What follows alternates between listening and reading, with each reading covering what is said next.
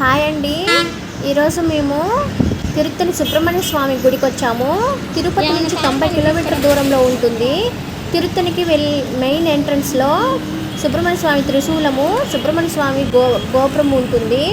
ముందుగా సుబ్రహ్మణ్య స్వామి గుడికి ఎంట్రన్స్లో త్రిశూలం, సుబ్రహ్మణ్య స్వామి గారిది విగ్రహాలు బాగా ఎంట్రన్స్ ద్వారకా నగరం బాగా ఉన్నాయండి. చాలా ముచ్చటగా ఉన్నాయి. చూడటానికి కళ్ళు ఆహ్లాదకరంగా ఉంది. తిరుత్తని సుబ్రహ్మణ్య స్వామి గుడిలో సంతానం కలగాలన్నా, పెళ్ళి కలగాలన్నా, శుభకార్యాలు ఏవి జరగాలన్నా కూడా ముందుగా సుబ్రహ్మణ్య స్వామిని దర్శనం చేసుకొని వెళ్తే అన్ని కార్యాలు శుభంగా జరుగుతాయండి. తిరుపతి నుంచి 90 కిలోమీటర్ల దూరంలో ఉంది. మేము ఇక్కడకు రావటానికి ముందుగా కాటేజ్ బుక్ చేసుకున్నామండి. తిరుత్తని సుబ్రహ్మణ్య స్వామి గుడికి వెళ్ళే ఎంట్రన్స్ అండి. ఈ ముందు ఎంట్రన్స్లో త్రిశూలము, గోపురాలు ఈ విధంగా ఉంటాయి.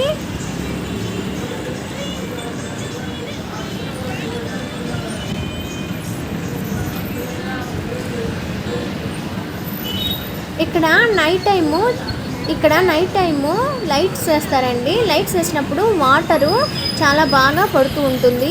ఇప్పుడు మేము ఉదయం కాబట్టి లైటింగ్ వేయలేదు. నైట్ టైం అయితే లైటింగ్ వేస్తారు. అప్పుడు వాటరు ఆ హంసలు చూస్తున్నారు కదండి, ఆ హంసల నోట్ల నుంచి వాటర్ వస్తూ ఉంటుంది.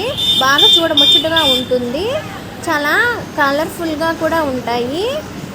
ఫొటోస్కి అయితే చాలా బాగుంటుంది. ఇప్పుడు సుబ్రహ్మణ్య స్వామి గుడికి వెళ్ళు మార్గం అండి. ఇది ఎంట్రన్స్లో 2 ద్వారాలు ఉంటాయి, 2 రోడ్లు. ఒక రోడ్లో వాహనాలు పోవడానికి, ఒక రోడ్లో మనుషులు వెళ్ళటానికి. ఒకటి పోయేటప్పుడు పోయే మార్గము, రెండవది వచ్చు మార్గం అండి. దారిలో నడుస్తూ పోతూ ఉంటే చాలా బాగుంటుంది. ఈ బాతులను చూస్తున్నారు కదండి, నైట్ టైం ఈ బాతులకు లైటింగ్ వేస్తున్నప్పుడు ఈ బాతుల నోట్లో నుంచి వాటర్ వస్తుందండి. మేము ఉదయం వెళ్ళాం కాబట్టి ఆ బాతుల నోట్లో నుంచి వాటర్ అనేది వేయలేదు. నైట్ టైం అయితే వేస్తారండి. ఇదంతా సుబ్రహ్మణ్య స్వామి గుడికి వెళ్ళు మార్గంలో ముందున్న ఎంట్రన్స్ అండి.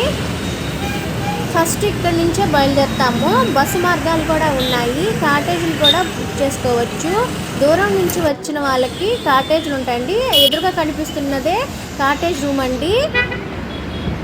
సుబ్రహ్మణ్య స్వామి కాటేజీలు బుక్ చేసుకోవచ్చు. దూర ప్రయాణం వాళ్ళు ముందుగా కాటేజీలు బుక్ చేసుకొని ప్రయాణిస్తారండి. ఈ చుట్టుప్రక్కల ప్రాంతాలన్నీ కూడా కొండ ప్రాంతం అండి. కనిపిస్తున్నదే దేవుడి సుబ్రహ్మణ్య స్వామి గుడి అండి. ఈ మార్గం అంతా రోడ్డు మార్గమేనండి. బస్సు మార్గం వసతులు కూడా ఉన్నాయి. వెళ్ళేటప్పుడు కొంచెం భయం వేసింది. చుట్టూ చెట్లు, కొండలు ఉండటం వల్ల పులులు ఏమన్నా ఉంటాయేమని భయపడ్డాము, కానీ ఏమీ లేదు. చాలా హ్యాపీగా బయలుదేరాము. చుట్టూ పచ్చగా ఆహ్లాదకరంగా ఎంతో గ్రీనరీగా ఉంది కదండి. ఇక్కడ టోల్ గేట్ అండి. టోల్ గేట్ అంటే దూర ప్రయాణాలు, బస్సు ప్రయాణం చేసేవాళ్ళు, కారు ప్రయాణం చేసేవాళ్ళు ముందుగా ఇక్కడ టికెట్ తీసుకొని సుబ్రహ్మణ్య స్వామి గుడికి వెళ్ళాలి. ఇదంతా రోడ్డు మార్గమేనండి. దగ్గర ఎంట్రన్స్ నుంచి గుడికి కొండపైకి దగ్గర 3 కిలోమీటర్లు ఉంటుందండి. ఇదంతా కొండ ప్రాంతమేను. చుట్టూ అడవి ఆహ్లాదకరంగా ఉంటుంది. లైట్స్ అండి అవన్నీ. ఇది రోడ్డు మార్గమేనండి. రోడ్డు మార్గంలో ప్రయాణిస్తున్నప్పుడు ఇలా గోపురం పడిపడుతుంది. గాలి గోపురం అంటారు. ఆ తర్వాత మనము ప్రయాణిస్తున్న సమయంలో మనకు బాగా ముందుగా రోడ్డు మార్గం బాగా కనబడుతూ ఉంటుంది.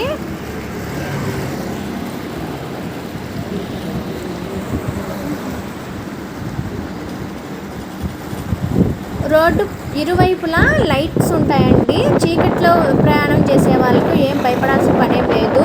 ఇదంతా స్వామివారికి నడక మార్గంలో వెళ్ళే వాళ్ళకి వసతులు ఏర్పరిచారు. నడిచి కూడా వెళ్ళొచ్చు.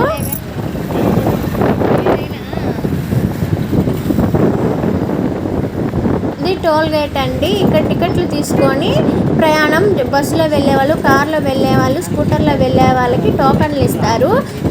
స్కూటర్లకు అయితే 20 రూపాయలు, బస్సుకి అయితే 30 రూపాయలు, కారు జీపుకి అయితే 40 రూపాయలు అండి.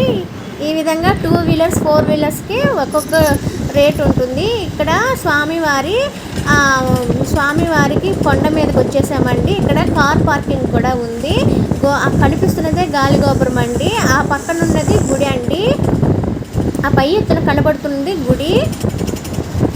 లోపలికి వెళ్ళి స్వామివారి ఫోటోలను తీస్తే సెల్ ఫోన్లన్నీ తీసి ఉండిలో వేసేస్తారండి. అందుకని సెల్స్ ఆటోలోడు, కెమెరాని ఆటోలోడు అండి.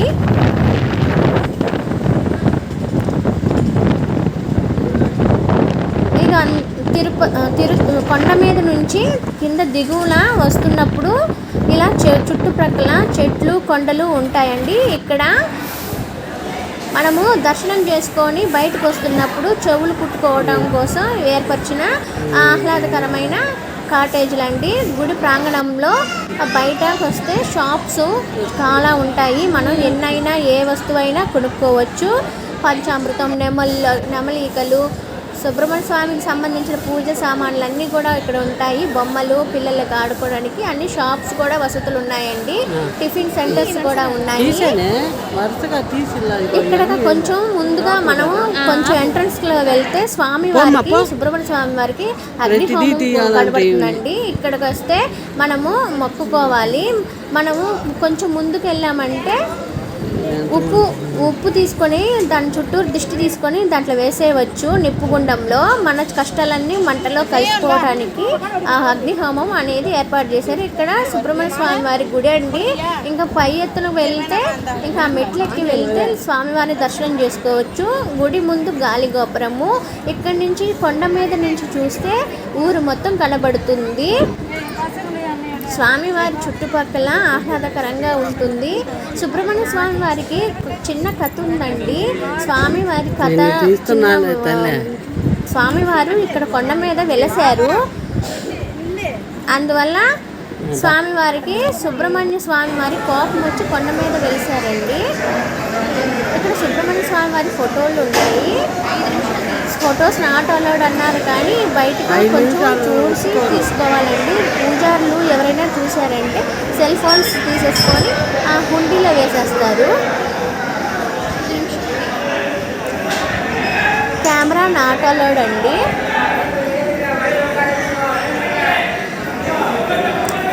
మనము దర్శనం చేసుకొని బయటకు వస్తున్నప్పుడు నెమలికలు అమ్ముతారండి. నెమలికలు చాలా బాగుంటాయి.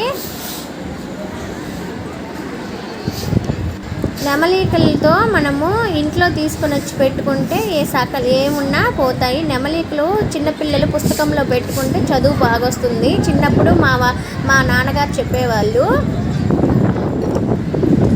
ఇదంతా గుడి బయట గుడి దర్శనం చేసుకున్న తర్వాత బయటకు వచ్చినాక ఏర్పాటు చేసుకున్న వసతులండి. కొంచెం ముందుకు వెళ్తే మనము గాలిగోపురము, బయటకు వెళ్ళే కోనేరు దగ్గరికి వెళ్ళే మార్గాలు ఇవి చూడొచ్చు. కానీ మేము కోనేరు దగ్గరకు వెళ్ళలేదు. స్వామివారిని దర్శనం చేసుకున్న తర్వాత బయటకు వచ్చాక ఇలా ఉంటుంది. స్వామివారిని ఫోటో తీయనివ్వలేదండి. అందుకే కెమెరాలో తీయకూడదన్నారు. అందుకే తీయలేదు. కొంచెం ముందుకు వెళ్తే స్వామివారి త్రిశూలానికి పూజ చేసిన కుంకుమ బొట్లు ఉంటాయి. స్వామివారి త్రిశూలంని దండం పెట్టుకొని, శూలాన్ని దండం పెట్టుకొని మనము రావచ్చు. సుబ్రహ్మణ్య స్వామికి ఆయుధంగా పనికొస్తుంది శూలం. ఇక్కడ మంటలు అగ్నిహోమం ఏర్పడింది. కొంచెం ముందు ఉప్పు